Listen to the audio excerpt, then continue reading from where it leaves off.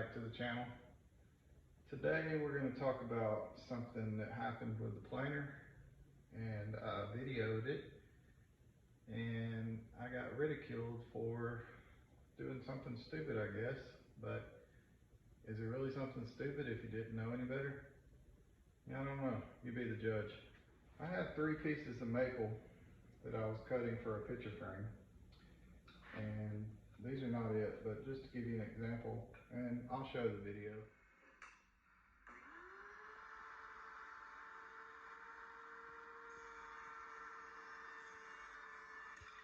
I was feeding the pieces in like this together, and if they're not exactly the same thickness, apparently you're not supposed to do this, because what happened is the thicker piece pushed the roller up and the thinner piece got hit with the blade, and the roller wasn't forcing the piece through because the roller was on the thicker piece, and it shot this piece out. Luckily I was standing right here, so it just went that way and didn't hit me. I did have enough sense not to stand right here or over here. So that's one safety tip to remember: don't ever stand on this side or this side of the planer. But this is what the piece looked like after it came out. You see right there, it caught on the blades and shot the piece out, and then this piece hit my miter saw. But yeah, so after I posted the video, everyone told me that you can't feed pieces in like that unless they're the exact same thickness. I didn't know that. We don't all know everything. I'm learning as I go. But anyway, to make a long story short, you're supposed to feed one piece in at a time behind each other, or one piece at a time, let that piece go out, and then put this piece in. That way the rollers will not be pushed up when you send a thinner piece through. So anyway, enough about that, because that's over and done with. Learned my lesson, won't do it again. Luckily I wasn't hurt. But on another note, this little flip top cart is pretty cool. Let me show you. I don't have the locks on it yet, so I'm just using a clamp to hold it in place.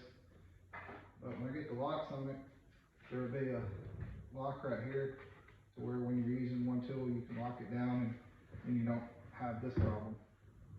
I just got to find some locks to put on it. Anyway, this is how it works. When you get ready to use your other tool, just flip it down.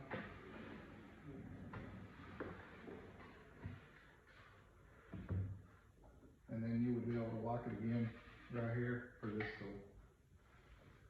So pretty neat, takes up less space. It's got a drawer on the bottom.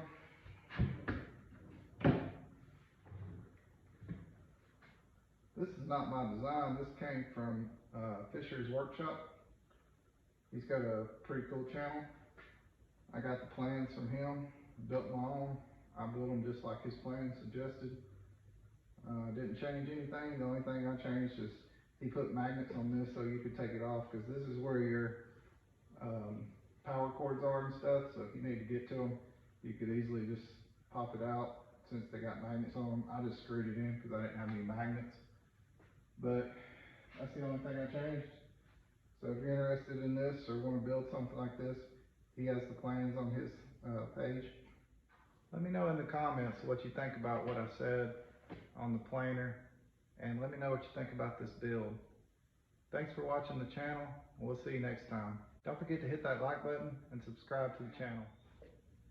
Hey guys, if you're enjoying watching the channel, please share it with your friends and family. We'll see you next time.